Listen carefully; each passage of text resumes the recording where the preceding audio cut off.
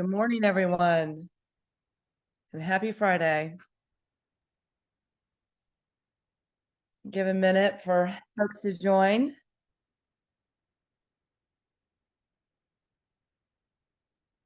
All right, all right. I see lots of familiar names. I'm not seeing a lot of faces, but that's okay. I totally get it. Happy Friday. I'm Katie Howard, your Board of Education District 1 rep. This is my monthly virtual community coffee. I am joined by, of course, Keith Glass, who is amazing support. Board member Olympia Otis is here. Of course, we have Travis Norvell and our incredible family engagement team. They are rock stars. Emily B. I see David, and of course, Keisha. And if I'm leaving anyone out, y'all let me know. But yeah, I'm gonna go in and hop to it. So thank you all for joining. I know it is Friday in June and school is out. So folks are starting to go on vacation or just have other things going on. But I definitely want to honor my commitment to having this monthly. I will be taking July off. But yeah, let's get started with some updates. I always like to share updates about our student outcomes focused governance work. And I sent out my update yesterday, which has more details. And if you want to be added to my list, let me know, just email me. But I gave a brief preview of our progress monitoring report that we'll go over on Monday, which is on goal 2, interim goals that are around numeracy, proficiency, and readiness. And the interim goals look at K through 1 and grades 2 through 8. Clearly, we have a lot of work to do. There has been some growth for both groups of students. But in looking at the subgroups, particularly for our Black students, in K through 1, there was very minimal growth. So we need to be asking why is such minimal growth and what can we do to best support increasing growth there. And this is with numeracy readiness as determined by MAP and data. And then for interim goal 2.2, it's grades 2 through 8. And we have a lot of work to do in this area for our Black students where the projected numeracy proficiency, which be proficiency and above on milestones, which we'll be getting that data soon to see end of year, has been 10%, and we've gone to 12.9. So recognizing that growth, and we're very glad about that growth, but we really need to hone in on that group of students.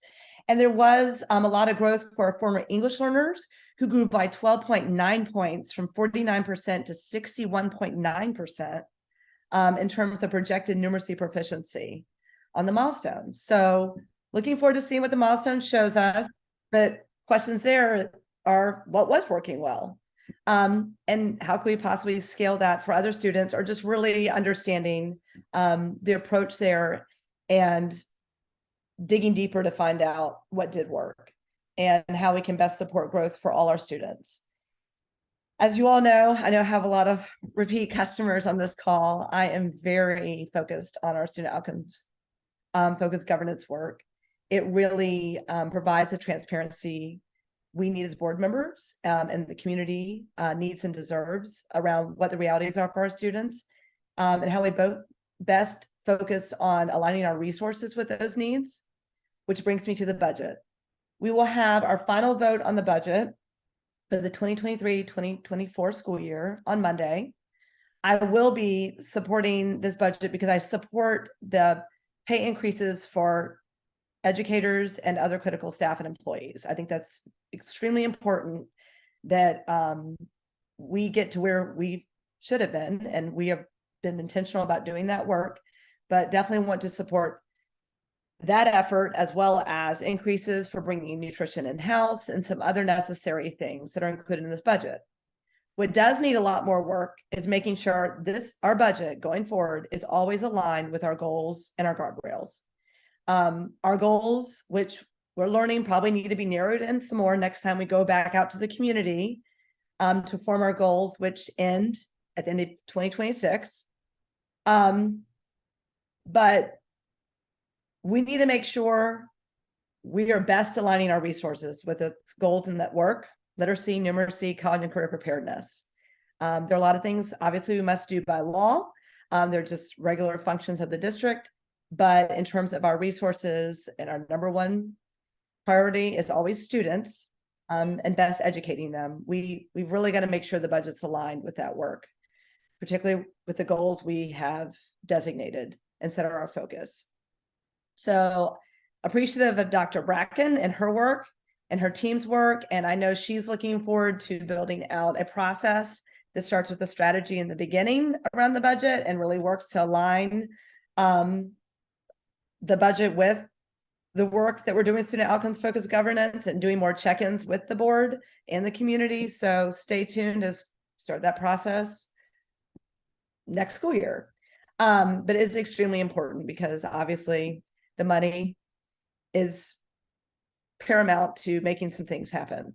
And we're fortunate to have the resources we do, but they're not unlimited. And we need to make sure we're being very effective with that money. Also, we had a retreat yesterday on our student outcomes focused governance work regarding confirming our targets. As you all know, we had to reset our baseline, which we definitely had to do for goals 1 and 2 because of the impacts of COVID. The realities are the realities. So that we're starting at a different point than we did when we or the board adopted the goals we have right now. Now we need to decide on what our targets are going to be. So I encourage people to go back and listen to our retreat yesterday to hear the conversation. It was very productive.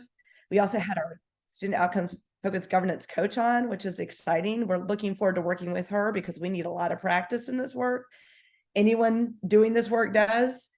You are never done in developing. So Monday, we do have to vote on it, and I'm marinating on a lot of things. Always want to have very high expectations for our students and our staff, who are incredible and doing incredible work on the ground. But those always need to be clearly communicated out to them, and they need that support.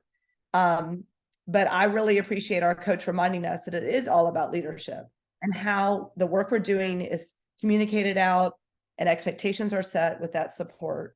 But we are all on this mission to improve student outcomes.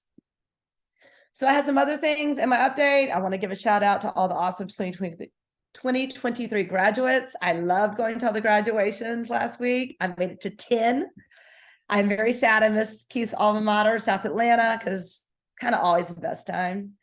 I love them. I love them all. The energy, the spirit, the pride, the love.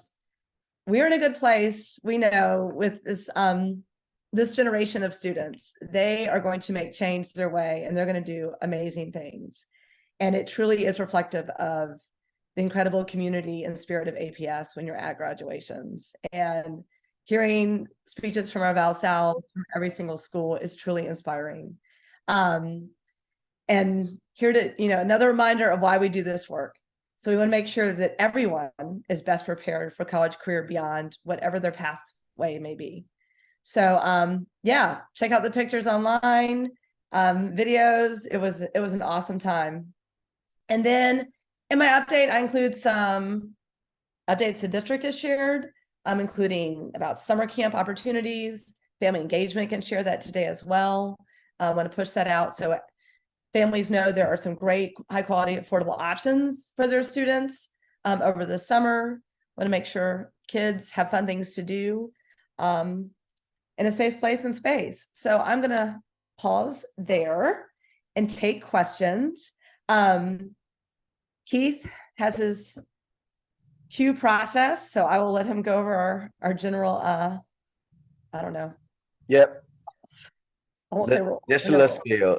So good morning, everyone. We have reached the portion of the community meeting. What we'd like to hear from you, any questions, concerns, comments that you would like to provide to Board Member Howard.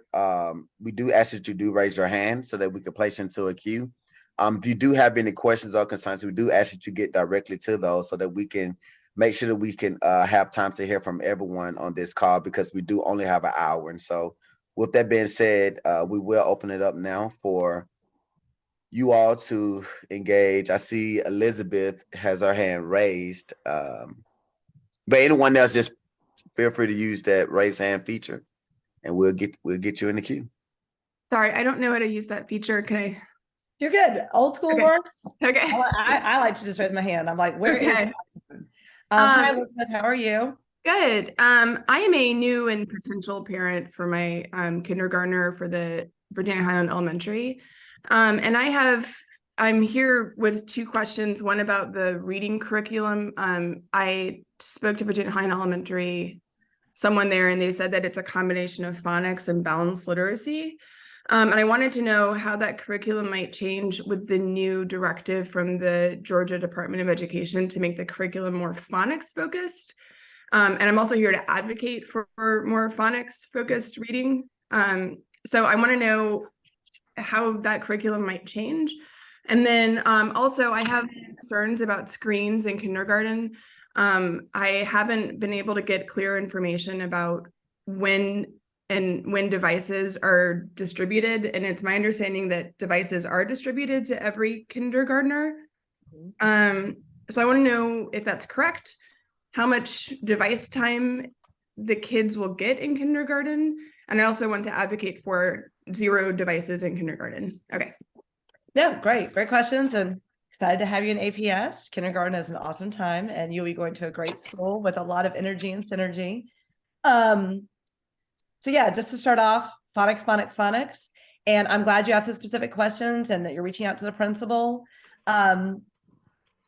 There is definitely, there is set curriculum at the district level. I know I'm going to just list some things off, but I am not the subject matter expert. But Read 180, Orton Gillingham, we're definitely the science of reading. And thanks for bringing up the state. I'm glad they're now talking about this. I like them to put some money behind what they say. But yeah, we've been doing that work, and actually we have our screener in place to monitor where kids are. But literacy, we have been focused on that. We know we have work to do, which is why I'm glad we're doing the progress monitoring to see where our kindergartners are. But I'm going to let anyone on this call who has Travis, can you comment some more on the actual curriculum for kindergarten, or can you play like you can? Well, I'll never play like I can, but I can definitely get Ms. more information at a district level, rather because I know you're reaching directly out on Virginia Highland. But yes, kindergartners do receive devices. I believe is iPads for kindergarten and first, and then Chromebooks starting at second. But I'll confirm all of that, and so I'll make sure to kind of capture specifics on reading curriculum. I know that was part of building Virginia Highland, talking to Principal Harness about what his curriculum choices were and what he leans towards. But I'll make sure that you can get an answer, or at least I'm gonna reach out to you. Okay. Should I give you my email address? What do I? Yeah, you can direct message me in the chat if you don't want to put it for everyone to see. Yeah, and definitely phonics, science of reading, and working with principals around some of the things that they've been doing that they've seen working, but making sure that we are using evidence-based approaches in literacy. And that's again why we're digging into what's really working, and we know already about phonics, and I'm glad there's so much conversation in the nation about it, and yes, at the state. And the devices, we do want to make sure our students have devices, because for some families that is the only device they may have. It's a great resource for the entire family.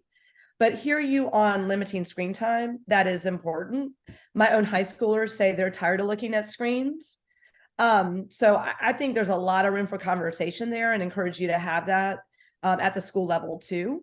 But I do think it's a benefit that our students receive devices, particularly for families who may not have as many or access to as many resources.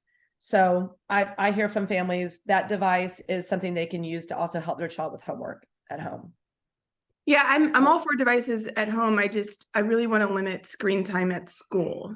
Like, I don't think there's a lot of evidence to suggest that like device time is helpful in a school environment. I think there's balance to be reached for sure, particularly looking at every single level. And I'm glad you bring it up and that you're talking about it. I think that's something to continue to talk about at the school level too, and know that's received by me. And it's feedback that we're also providing at the district level. Like, again, even my high schoolers are like, I just want to hear from the teacher and not be on a device at the same time. I think we've gotten so far away from paper, but we've gotten a little too heavy on the other side and some things. It's just, it's a nationwide thing. But I think there's balance definitely to be achieved. And we hear you, particularly for kindergartners, on that. But I mean, again, talk with Principal Harness. I mean, these are things. I've reached out to him on Twitter and I haven't heard back from him. Maybe there's a better way to get I would email him at his APS email address. You can go online. And I got it. I got it, Board Member Howard as well. I've already emailed Principal Harness. Perfect. So Okay. I'll set it up, Ms. Warren. Thank you. And if you email me, Elizabeth, I can also connect you with some other parents at Virginia Highlands Elementary, if you haven't already connected with some folks Okay, thank in you. the PTA and some others that I think it would be helpful to talk with them, because they're talking about the same things. And Is there a way to opt out of devices for your kid, or you just everyone has to have a device? I think it would be hard in any public school setting and even private school setting to say like no devices, unless that's something that school, like that is their philosophy. Okay. I think we're in an age of technology where that is going to be present. There is no, in any metro area or even other state, that is not using devices at all. But again, I encourage you to talk directly with Principal Harness about how they manage that, because it's not just kids sitting on the screen the whole time. It definitely is not that. But definitely talk with him. But I think it would be difficult for your child to be the only one to never be on a screen in a classroom or on a computer. But yeah, we can talk about it more offline. And then again, I encourage you to reach out to him directly via email and have a conversation with him too. Thank you. You're All right. welcome. Thank you for joining today. Thank you, Elizabeth. So we did have one person who wasn't also able to raise their hand. And so we're going to go to Eric Goldberg, and then we'll go Emily, and then to Whitney. Good morning, Eric. Good morning. Thanks, Steve.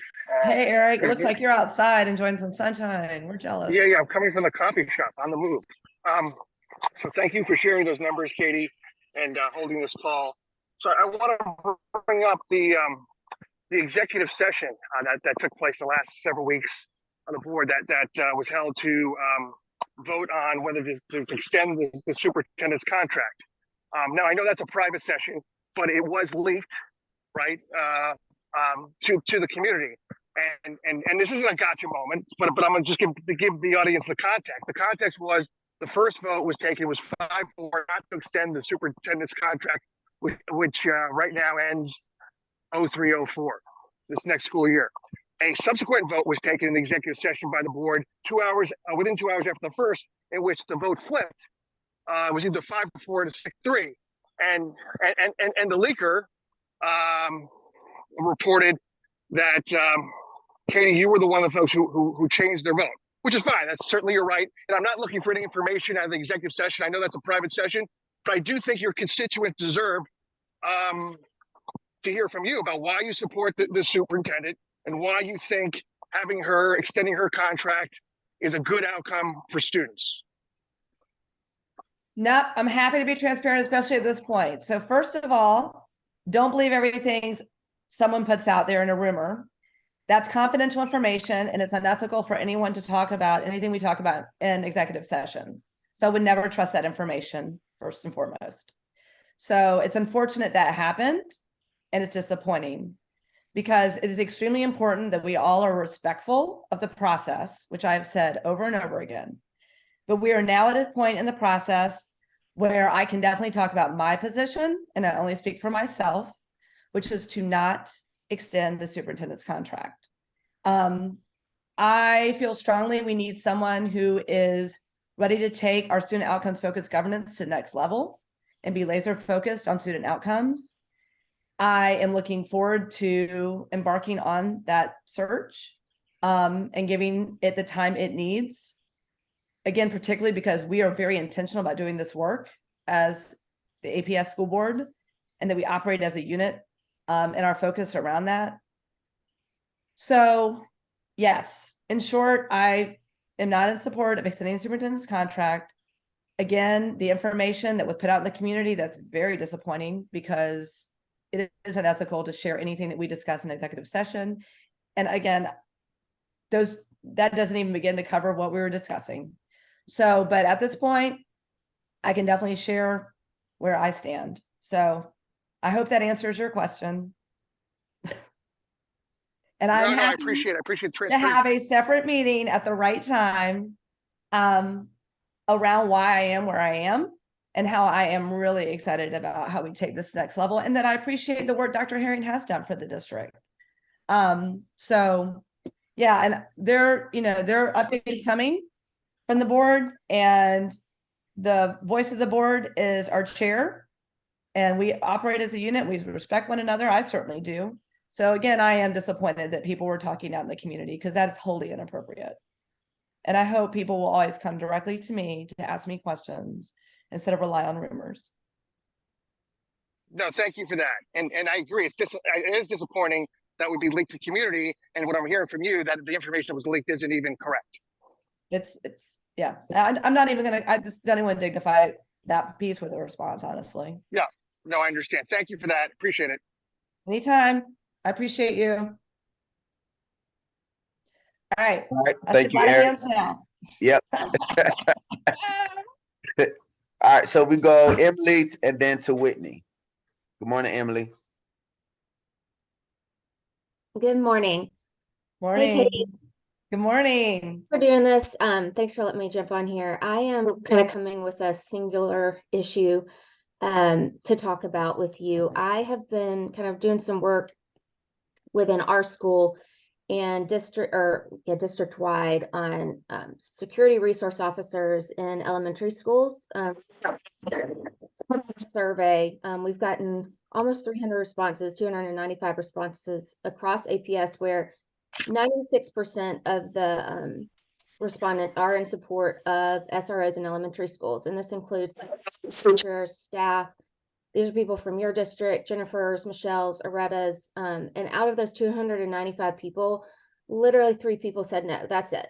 So we are hearing that if SROs are to be put in elementary schools, it's something that APS is taking a stance saying that the elementary school itself would have to pay for this. So that's about $90,000 a year. And APS does require a 2-year commitment. So $180,000 a year or over 2 years. And our school actually specifically has 2 campuses. So that's putting us, up at 360. So with APS only spending like 40% of its general funds on schools themselves, as opposed to like other surrounding districts, say like Gwinnett is at like 69% of their funding, general funds go to the schools, to the actual schools. So if APS is going to like operate this way, the centralized funding seems to be like needed for the actual schools and students. So asking the schools themselves to use their incredibly limited budgets to fund like a basic necessity seems incredibly unfair to like parents and students and teachers and principals. The benefits of SROs aren't just about like a good guy having a gun to take out the bad guy with the gun. Like that's important, but there's also like when APS PD was created, it adopted like the triad model that involves law enforcement officers serving as informal counselors and educators in schools. So there's like incredible value to having an SRO in the school, a value that I would argue should be like a baseline for all of the schools. So basically I'm asking you, Katie, to really consider that with this budget. There is not money in the budget for elementary schools to have SROs.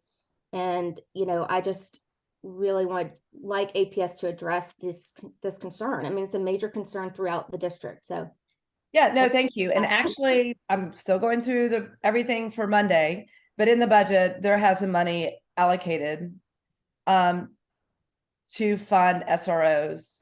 There's money found. And to be clear, it wasn't that the district is opposed to it. It's literally finding the money at this point in time, because unfortunately we're in a nation where there are more guns than people, and it's out of control, and nobody wants to take the action at the state or federal level to do anything to curb that. So now school systems are having to scramble to find money to cover this instead of really focusing on educating children. So to be clear, it's not that people are opposed. I mean, SROs, and yes, you're right, APS's PD is one of the best, and our SROs have relationships with our students, high school, middle school, have been there a long time, have great experience. Chief Affluent's amazing. I don't think it's something that people are opposed to. I think it's figuring out the best way to make this happen with the resources we have and the budget and allocations we've had. But when I looked at the budget presentation for Monday, the other day, $800,000 for SROs in elementary school. But there's got to be that, balance of looking at certainly equity and needs and the shape and size of our buildings, and making sure, we're equitable in our distribution of resources and finding those people.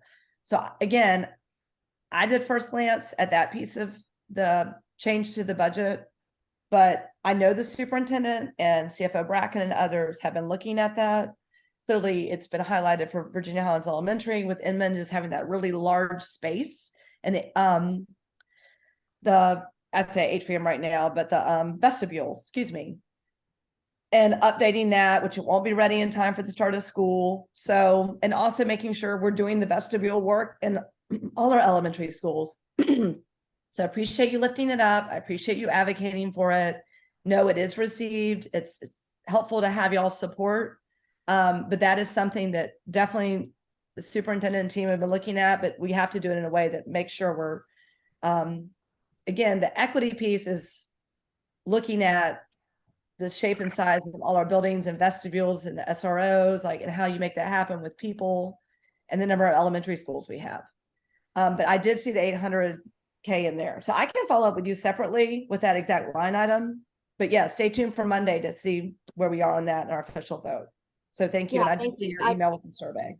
Yeah, I heard about the 800,000 and I am curious what exactly that, how that breaks down. Mhm. If I think Chief Afflin told me it was, for roving SROs, which I think I said in my email, I am appreciative of that does show, attention to what people are asking for. And I do appreciate that. And I know Chief Afflin takes things very seriously and I have a lot of respect for him. And I know it's money and it's resources and I totally get all of that. And like you said, And I think it's finding the people that quickly too. yeah, I We know. have just SROs extra sitting, you have to hire these people. Yeah. I think that's probably why they're starting at this point to keep them moving around and then bringing on.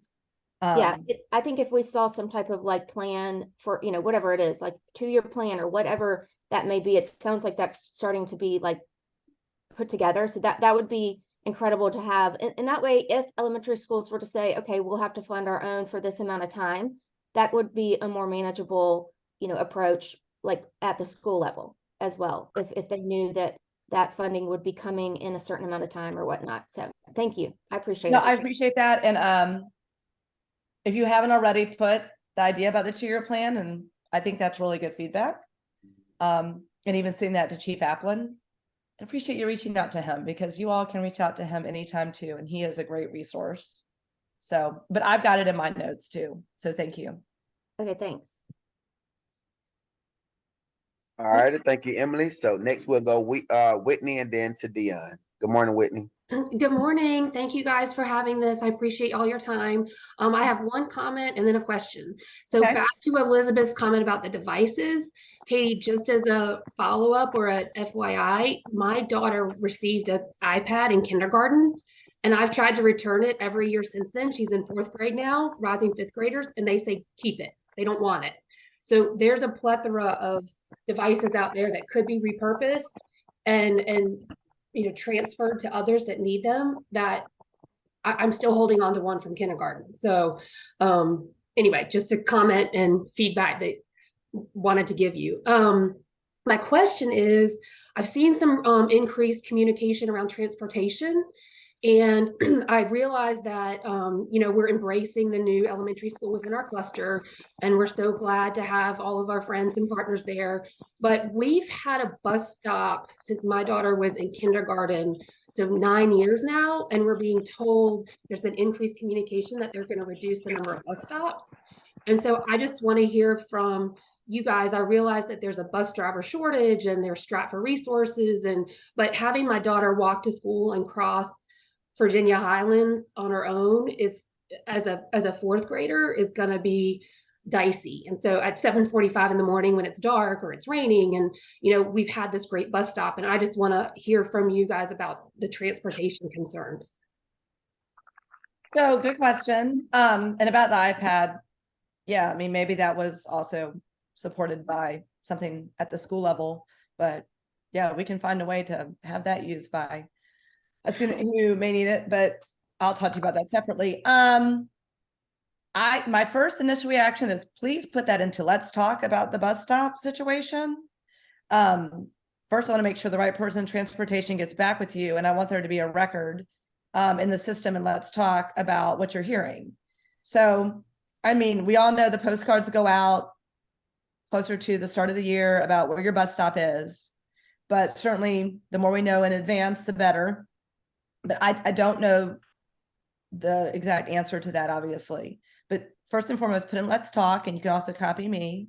I don't know if anybody else on this call has any information they'd like to share as in from the district around anything that might be helpful.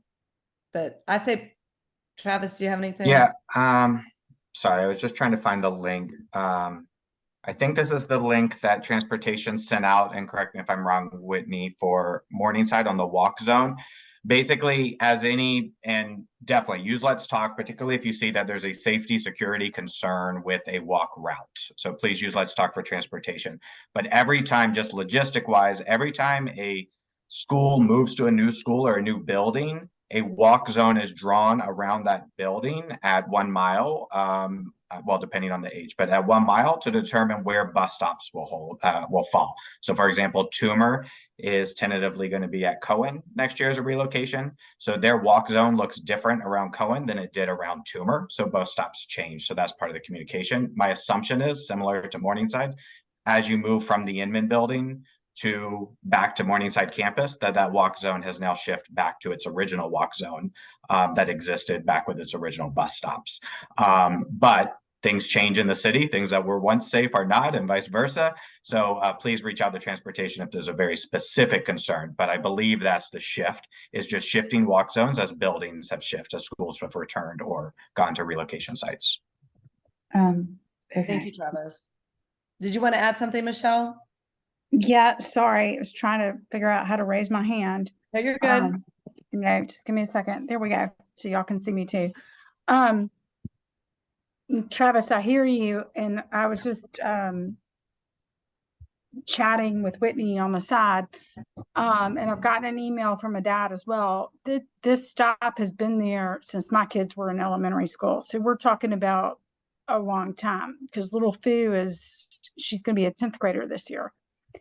And it is, to Whitney's point, a concern about the intersection of not just Virginia Highland, but Morningside and Virginia Highland, which is literally where I live. And I would agree, there is a concern, and I will follow up I'll keep you in the loop, and I'll put Katie in the loop. And we'll get Dr. Herring and Mr. Franklin in the loop. But this is something that needs to be looked at. It is within the mile zone, but I mean, it's literally on the fringe. And I think what you're looking at is especially now, it's just the congestion of buses up and down North Highland. And don't get me wrong, I think it's great. I'm so glad we have so many buses and people wanting to take advantage of our schools. But at the same time, with the buses and the traffic concerns, especially on North Highland and Morningside, I think we have to circle back to where we were from before we went to Inman. And I don't mean to be fussy. I just wanted to share that feedback as a parent. Thank you, Michelle. I appreciate that feedback for sure. All right. Who's next? Deanna, then Lizzie. Hey, Deanne. Morning. Hi, Katie. Sorry. Hi, can you hear me? Yes. Hi. No. Thank you for having this meeting again. Thank you for responding to the executive session. I have the same thing about the one that was added last minute. yesterday. I appreciate that you guys are adding these meetings to take care of business. As I continue to see my 3 kids and 50,000 others be shifted, and what I believe issues not being addressed and people being held accountable. So thank you for being transparent about your position.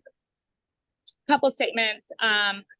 When Virginia Highlands had its very first meeting, when it was announced a new K-5 at Inman with Travis, you were there before Terry Harness was announced the principal. You had said engagement was going to happen with Virginia Highlands. My comment was it needed to happen with all of the schools in the cluster because we were all going to be a new school. Spark was going to have a new principal with new students. Mary Lynn was, and so is Morningside. So then it was a shock to us that via the Digital Dolphin, many of us get this walk zone, of which the Digital Dolphin is not, it's a PTA run newsletter that only some people get. This information, I have not seen it sent out via Infinite Campus. So a lot of people don't know about these walk zones changing. These walk zones have been existent for decades, Katie, and built on safety concerns that parents have given back, community members have given back. I'm a walker. I have to walk across North Highland, and it's just 2 blocks. I don't let my kids walk. I literally have to put my body out in front of cars every morning on North Highland to walk across. It is dark, and we also have to take in consideration there is not enough light. That road is used. We can't throw out decades of safety. I hear you, Travis, for what you're saying for new schools. Morningside is going back to an existing campus that had decades of safety, research, literature, concerns behind it, and engagement that did not happen with the community at all. So please take that into consideration. That wasn't my comment, but I'm going to add that as a concerned parent, as a person who specifically asked for engagement for Morningside, Mary Lynn, and Spark to happen. Katie, the state, you referenced that the state's coming out with the new, I believe it's a law or it's a bill about the screening being done. You guys have mentioned it like minimum 3 times a year. And we've been going back and forth between our kids just being exhausted with the amount of MAP testing, with milestones, end of the year testing, these district mandated unit tests, on top of just what the teachers have to teach and test in their classes. I know that you have taken away some of those tests at the high school level, but we really need to think about this at other levels. Also, in terms of what the state will require, what is the screening defined as? Because if milestones can be used as one of those screeners, we don't need MAP 3 times. And we know across the nation, it's usually used 2. I can't tell you enough how much every single, the kids with 3 kids in 3 different grades in elementary and middle over the last 3 years, it has been exhausting. The high schoolers are have been seeing some lacks of that. We're not even looking at the high school data. There's no report out on the kindergarten and first grade data other than an interim data point every 3 months. I know yesterday I did watch the meeting and actually watched it a second time again. I know this is really long, Keith and Pierre, I apologize. Katie, I apologize. I appreciate the comments you guys were saying yesterday. I do not support adjusting the targets. I do not understand why we cannot look at historic data to set baselines, but we can look at it for targets.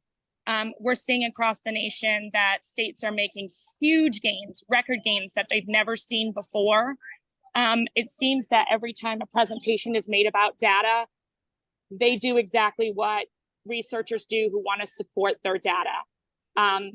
They support data and evidence that supports what they want. And I appreciate your questions. I hope you do not approve these targets changing. Our kids deserve better. Secretary Cardona in January released the Raising the Bar.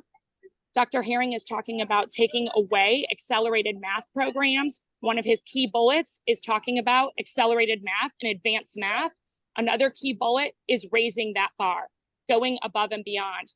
We can do that without putting the teachers at risk of cheating if we have the right culture and the right leadership. So I just want to accentuate those things. I apologize for the long comment. I saw you writing down things. I appreciate you. I appreciate many of the board members' comments yesterday. No, thank you, Dion. And I'm gonna try to touch on some things real quickly. Can follow back up later if I need to. I'm gonna let Michelle handle transportation as your board member. I feel confident she's got that one. Real quickly on the state. A lot of Sorry, feedback. on that point, can you just follow up with your schools in our cluster, Mary Lynn and Spark? Because I don't know if they know that maybe their walk zones have changed too. Well, by the way, Spark is not in my district, but Michelle and I will work on finding out what the communication is around this issue, because it obviously is extremely important. We agree. But I just want to say quickly, I'm glad Michelle, with most of these schools being her district, she's well aware of it and already on top of it. So we'll work together. In terms of universal screener, a lot of the questions we've been asking have been about, like, do we need to do this schedule of checking in with the universal screener, like doing the essentially testing 3 times a year. And there have been some adjustments made at the high school level where they have other assessments. So appreciate that the superintendent and team have been looking at that. In the meantime, the state put in their bill. It's an unfunded mandate. To your point, Dion, we don't know how this will be enforced, but they actually put in that school systems must have a universal screener that monitors 3 times a year, that's implemented 3 times a year. So we'll see how that all works out. There's a lot more to find out. And I'm glad we have Erica Long working on that for us. With milestones, I wish we could use actually, and this is, I am not a subject matter expert, but I'm paying close attention always. I know Fulton County had even talked about, it'd be great to have just MAP and not have Georgia milestones, because MAP actually shows us more growth. Milestones, clearly, that is required by the state of Georgia. The thing about MAP data, and we do not want to have exhaustion from our kids, our educators around, I'm looking for the right word, like evaluation of where we are, but it is done in such a way that it's not as intrusive. It is just seeing where kids are. And certainly making sure they know this is not a judgment of their ability or what they can do or themselves. This is just about how we help best support them and just know what they know. But clearly we need to continue to have communication with superintendent and team around what is working best, what is not, but having the universal screener in place is critical. And the schedule for that for elementary, middle, and high school, I think there's room for adjustment, but we'll see what happens based on also what's happening at the state level. As you all know, and I know you know, Dion, because you do a lot of good research, Fulton County has had MAP in place for a long time. And it's used with school systems throughout the nation that are really seeing good results from taking that data and making adjustments based on it.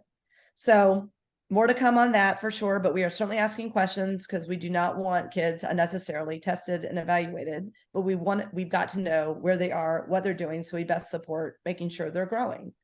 And then I'm not even I've already made my statement regarding executive session. So I'm going to pause there regarding the feedback you provided, but I can also circle back on some other things, but I think the most critical piece with universal screener and compared to milestones. So good for you bringing that up, because that has been something that's been discussed, but the state of Georgia has a lot of work to do. So yeah, reach out to your state legislators too, because they need to be a part of this conversation, since I'm glad they're now talking about caring whether or not children are reading on grade level in the state of Georgia. Who is next? All right, we got Liz, followed by Laura. Hi, good morning. Good morning. Katie, I just want to first of all say graduations were amazing. That was my first experience to go in the past 25 years or so. And we just had such a fabulous event for my senior, and I couldn't believe thank you. And what a great partner Georgia Tech was. Just really phenomenal experience all the way around. Thank you so much for being part of that. Couple comments. My one is just budget transparency, always pushing for transparency, and how do constituents and taxpayers and parents see more of the budget. And just as the parent talking about SROs, like how do we get the details? Who do we go to for questions? And increasingly looking at, so that we can look at equity concerns, particularly for large schools, and where are the pockets that are, you get flat amount per school, and where are the pockets that are scaled to school enrollment sizes. That's obviously a constant concern of just how do you get more information as a taxpayer. And then the other is just with the charter system. I just finished completing the end of year Go Team survey, and there's so many questions about how do you see charter system being enacted? And many of us were involved with voting for that option years ago. And I just don't see it happening anymore in terms of flexibilities. So where are we in encouraging clusters and Go Teams to find flexibilities and to share flexibilities across the district? The questions also were leaning towards, like, how do you engage your community? Does the Go Team get feedback from your community? At North Atlanta, the largest school by far in the district, we had 0 public comments all year on Go Team, because honestly, our public doesn't see the Go Team as having any ability to do anything. They feel like it's all pre-scripted and that there isn't any type of flexibility. So I'm sorry to say, I felt like we had more flexibilities about 4 years ago, and that has not returned post, I don't know if that's post-COVID or whatever, but making sure we are following what we agreed to with the state and really pushing that. I'm sorry that Travis got off the call, but I will reinstate that with him later. But really would like to see that focus from a high level of looking at flexibilities, looking at local school governance, looking at where we can continue to push down to students, to push down to local needs on all these things. But that's appreciate all of that. And I will say the budget is all out there, and not to knock on the city of Atlanta, but y'all know my day job. We do a lot better job of sharing that information than the city. However, we can find ways to make it even more digestible by the public. And that's why I'm so focused in on how it aligns with our goals and guardrails, because I think that's a great way to outline, like, these are our goals. This is how the budget aligns. This is our strategy around increasing literacy, increasing numeracy, college preparedness. These are the things the community told us are their vision and values, which we know we need to go back out to the community and check in with them. And then, of course, update our goals and guardrails. And then around our guardrails too, like climate and culture, innovation and accountability, equity. So again, excited that Dr. Bracken is excited about that too. And it's a shift for all of us, it's continuous improvement and development. So just know that is something I'm bringing up, and my colleagues agree and are asking too. So that will be coming. But if you do want to find the school budget for every single school, you can find it. And I went through all of them the other day. So you can, in SSF and how student success funding formula, how that, does provide more money for students that definitely have those additional needs. And you can see that in each school budget. I know there's discussion about like how that is done. And I always appreciate hearing Dr. Bracken talk about the work they do, and I appreciate the community asking questions around that. My approach to making sure we are best funding programs that benefit students the most is, again, with our goals. If we really focus on making sure we're accomplishing our goals and laser focused on that, then the money will be there too, which goes back to students. It always has to be focused on students, and that is going to take shifts and changes. And that is going to take some time, but we got to keep pushing because the time has been now. So I'll just say that on that piece. And then around Go Teams, I'm glad you brought all of that up. I do think it's a matter of people just kind of getting used to doing certain things, and we just need to have a reset and maybe some focus groups to say, okay, what more can we do? How can we help Go Teams communicate information out to the community about what they're doing? Go Teams are obviously different than PTAs. I mean, there are some things you legally have to do. And it's a different type of engagement, but that doesn't mean you can't also branch out in other ways and share some practices with each other. And I remember going to, when I was on the Go Team at Parkside, community meetings or trainings where you really could talk with other Go team members. So we need to bring some of that back, and I feel like that's not happening. So yes, reach out to Travis. And in terms of flexibility and what schools are doing, I mean, we know there is still flexibility, and there's got to be that balance between flexibility and making sure we're always have evidence-based approaches with our curriculum, and there are some standards always that we do have, but that balance to allow, you know, principals autonomy to do some things they know need to be done at school level, which is happening, but making sure that we are really leaning in on what's working best for children. So I'm so glad you're focused on that, because Go teams are hugely important, but continue to work with Travis, and then always touch base with me, and know I will continue to push and ask questions too. Yeah, and on that budget stuff, particularly things that are not, I know SSF is very important. We have come a long way. I definitely agree, always room to grow there, but there are budget items that are outside of SSF. I think a lot of it on the like IB, your signature funds budget, that's been a big one for us. And it is somewhat scaled to size now. They did do some changes, but it's still very hard to read in how that is happening and see, because it costs a lot to have certified teachers for the schools responsible, all this stuff that are to run well, you would know with Jackson and IB, and yeah, particularly just looking at those things. Thank you so much for your time. We need more money for things that are working. Let me just say that. Yeah. If we're showing it's working for kids, so we need align it to priorities. Exactly. Yes. Thank you so much, Yeah, we Katie. need to make room for that by maybe addressing some other things. Yeah. So Yeah. thank you. Great. Thank It takes the you. community pushing too. Appreciate it. All right. And I mean, if we go a little over, I'm okay. But I do want to respect everyone's time. So we'll just keep moving on. I know we're taking a while. Lots of great questions today. Yep. So we'll go Laura and then to Clintisha. Good morning. Hey, good morning. I just wanted to kind of circle back. I'm a Spark parent, by the way. Wanted to circle back to the discussion about, and I did get logged in a little bit late, so I may have missed some information on this, but the renewal or non-renewal of Dr. Herring's contract. I completely understand that needs to be done.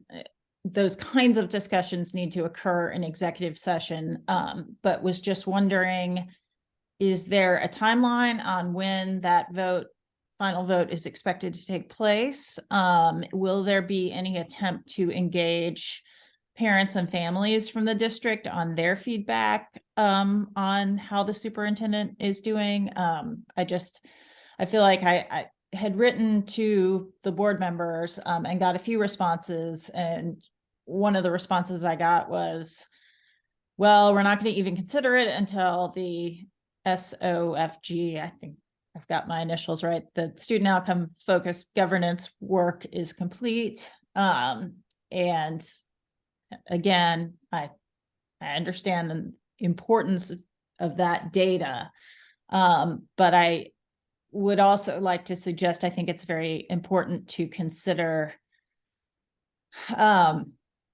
just the culture that the leadership at the top has created, and whether leadership has the trust of families in the district. And I just feel like I certainly don't agree on all things with some parents. We take diverging views of a lot of different things, but honestly, I have yet to speak to a parent in the district who thinks that Dr. Herring is doing a good job.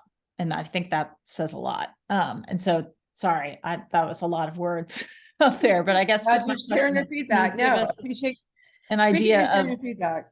Yeah, of how, when are we going to know whether her contract is going to be extended, and what is the process in addition to the data that's being collected on student outcomes? What else is the process of evaluating any potential extension of that contract? So thank you.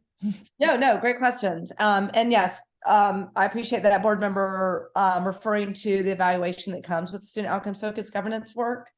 And it is important to give a superintendent a full year of the progress monitoring and taking into account that information. And there's a evaluation with student outcomes focused governance that we're not at that point yet where it's a 360 evaluation, which hopefully we'll get to that point, which really has a framework. And right now we have a combination of definitely looking at the data and student outcomes focused governance work, as well as, which will always be important, community feedback, and things along those lines. So there will be information forthcoming from the district or from the board around the decision. We were told that it would be coming the week following graduations, week after Memorial Day weekend, which would be this week. So I can tell you information is forthcoming from the board. But it is, extremely important that as board members, we're following the process, which yes, does include an evaluation aligned with our student outcomes focused governance work. And as board members, that we're always out in the community, listening to the community, understanding best realities on the ground for parents, families, caregivers, students. So I say that because board members should always be in touch with their communities because we were voted to represent them. So your feedback is always important, and thank you for sharing it. But also our role is to always focus, which is a part of that, on student outcomes. So taking in where we are, how we're doing, and our focus on being laser focused on that work. That is critically important in terms of an evaluation. And progress monitoring, every single progress monitoring report is a micro evaluation of a superintendent. So that's why I encourage people to listen in and pay attention to the work we're doing. So thank you for sharing your feedback. Never hesitate to. And yeah, there'll be information forthcoming. Thank you. Sure, thank you. All right. All right, thank you. Yep, so we have Clentisha and then Akeem. Good Okay. morning, Clentisha. Good morning, everybody. How are you? Doing good. I'm a Benteen mom. Sorry to change gears on the conversation, but from my understanding, MAP scores are supposed to give an indication of how students will do on milestones. But what I'm seeing is good MAP scores, or at least showing positive progress, but that's not being reflected in the milestone scores. Like when I look at APS Insights and when I speak to other parents. So is there something that you can recommend for us as parents to just help? Like, is there a program we should be trying to help implement at our schools? Is there something at home that we should be doing? Because if all the state cares about are the milestone scores, we have to help our kids. Like, we have to empower each other some kind of way to help it, because I mean, this is at this point for certain areas, it's going on 30 years of not necessarily milestones, but just bad testing and inability to reach literacy and math goals. So I don't know, I know there's not like a magic potion or a spell or anything to do, but we have to come together as parents and support our schools, because if it's something that they need, that they can't afford or they can't find, if there's a gap there that parents can step in and do it, I'm more than willing to help out and to gather other people that feel the same way. Mm-hmm. Yeah, no, for sure. And I'm glad you asked a specific question. So for APS Insights, they're looking at milestone data. And there may be some development to come in that area since we're doing our MAP testing or doing MAP surveillance. So, and that's what's so helpful about MAP is we're seeing the growth, and you can really break down the growth and individualize it. Like obviously Dr. Lovett knows exactly what's going on at Benteen. He can really dig in, and then it's upon the district to know what's working there, what may need some additional support, and provide that with it be literacy coaches, specialists, whoever it is. You have a great literacy coach. And then, yeah, work with the community. Also with our guardrail, and this is why I have a lot of frustration around us not measuring our guardrails yet. We have one on innovation and accountability. And that means also like, do we adjust things? Like if something isn't working and we're seeing maybe stagnation, like can we adjust things within a school to best support growth? And it does take collaboration with community in terms of our stakeholder engagement guardrail. So I know that you're a very highly engaged parent and a community member who has a lot of great feedback, and we've got to be able to tap into that at the district level and work with parents and caregivers and others such as yourself to make sure we're really connecting with our communities and to make sure we're best serving students, which goes back also to making sure we have welcoming environments in our schools that are engaging. So I think I'll just end with, we have work to do on sharing that map data that really shows the growth and also what we're doing to address the gaps. Milestones is important because it's end of year, but yes, it's a state assessment and it is what it is right now. But that's why I'm excited about the milestones, because we can really see who's growing. Like I mentioned before, former English learners grew 12.9 points. That's huge. So we got to make sure we're identifying that and saying what's working here. And then where it's not, what are we doing?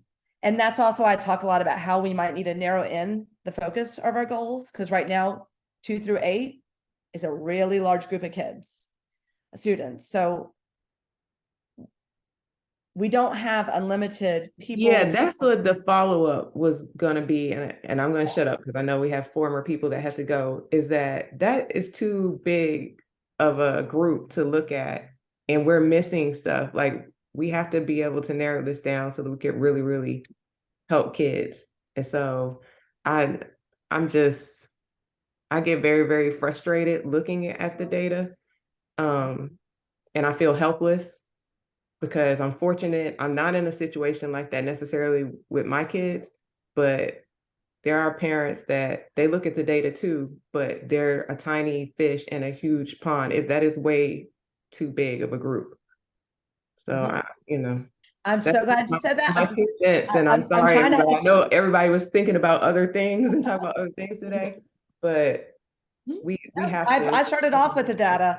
Well, if you, I don't know, have time to kill, but it is important. Go back and listen to our retreat yesterday, because we talked about some of that, and we have to go back out to the community. We should have gone back out to the community already and checked in, and we haven't.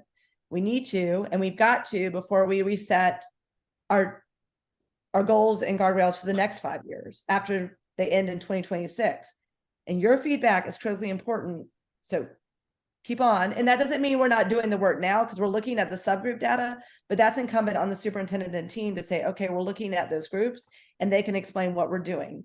But in order to best align our resources with the students who are struggling the most, we probably need to narrow down our goals. So, you and I will be talking more. And I know I don't want to cut you off because it's such a healthy conversation. I'm so glad we're having it. I know we have other people, and I want to give Tamara, I know she wanted to say something. Yeah, thank you, Katie. I just wanted to chime in on this topic particularly. And yes, I totally agree, Tish. Our comments yesterday were geared toward the fact that some of the goals are too nebulous.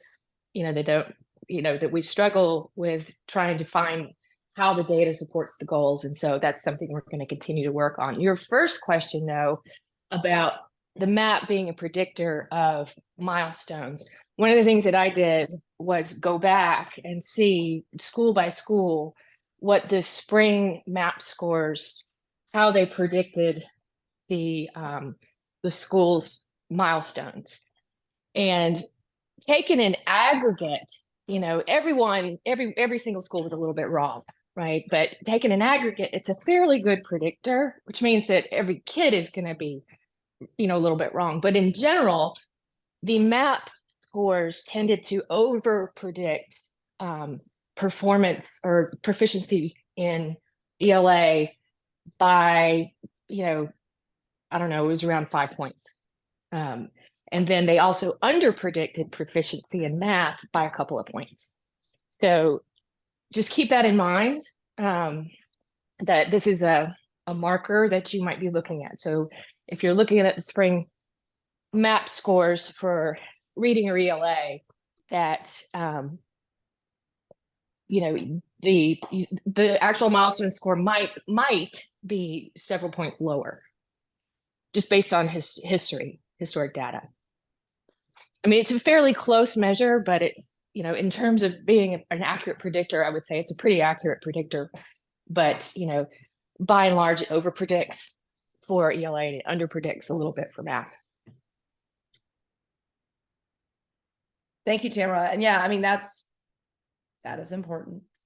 So yeah, go back and listen to our retreat. We talk about a lot of this. If you can just put on some earbuds and listen, it's really important. All right, I know we need to start wrapping up. Akeem and then Renard, and then we're gonna have to stop because I actually have an appointment at 11 that I got to prepare for. So Akeem, I'm sorry, Keith. Hey, can y'all hear me? I'll let you do it. Make sure I'm right. No, yeah, you're good. You're good. Okay. How y'all doing? Good So morning. How are you? I'm good. So my question first would be for some of the other board members that's on the call. I would like to ask, how do you all feel about the superintendent and what is your position on extending Dr. Heron's contract? I think I saw board member Johnson, board member Jones, board member Olympiadis, board member Johnson. Yeah. Well, And then I have a I'll say follow-up. I've already stated my position, and I don't want to put my colleagues on the spot since y'all joined my meeting, but obviously up to you all. Could you repeat your position? I think I missed that. I said I was not in support of extending the superintendent's contract.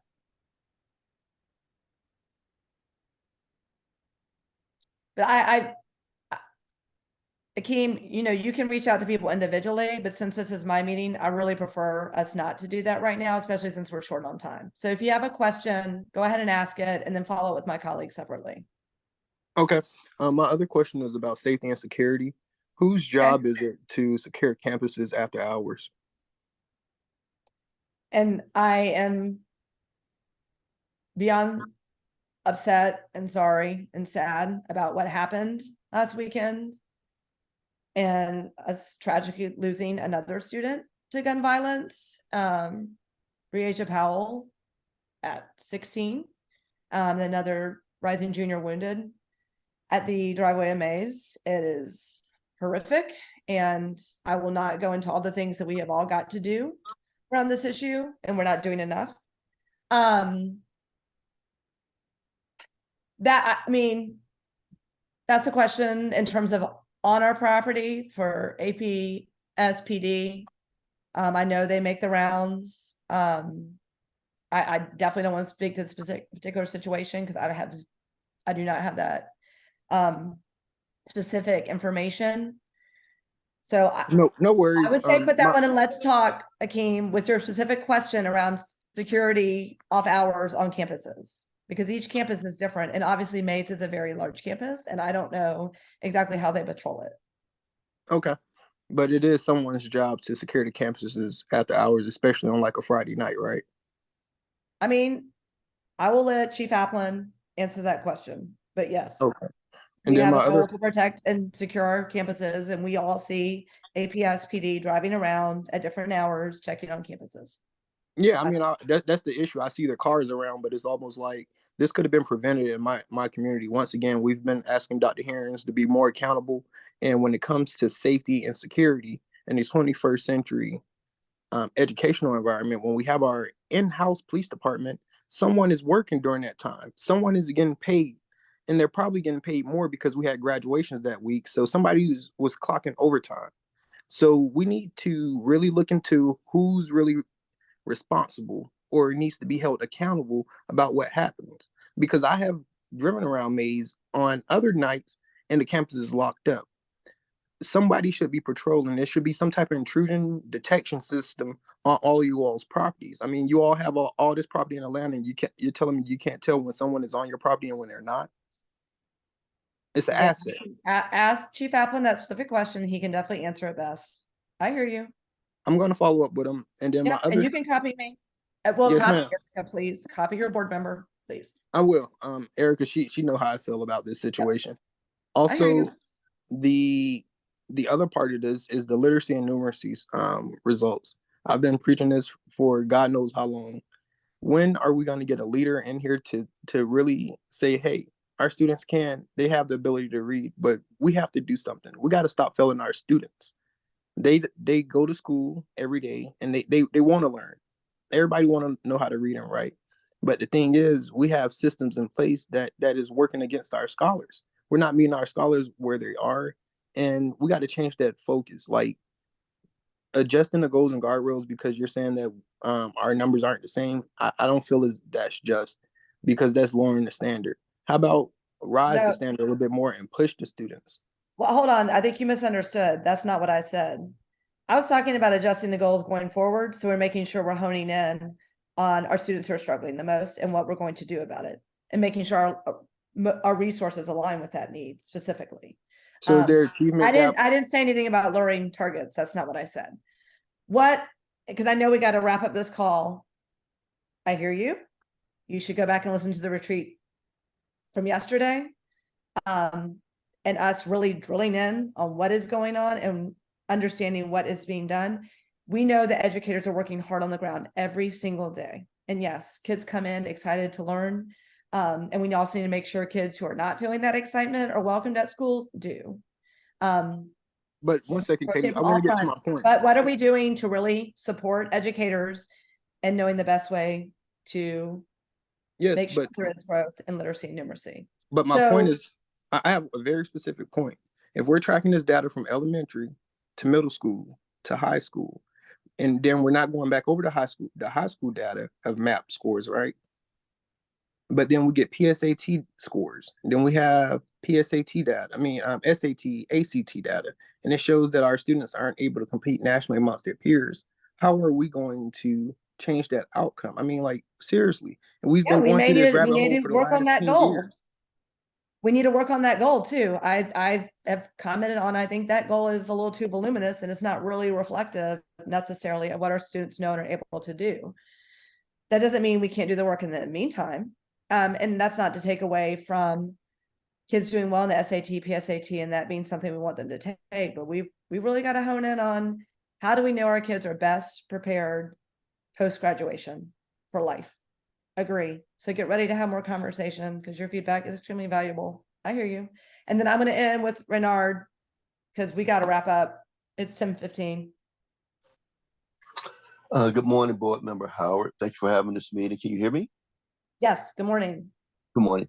My first question is, can you go over that student outcome focused data that you started out mentioning? And my question, after you answer that question, because I didn't hear the numbers that you gave out totally,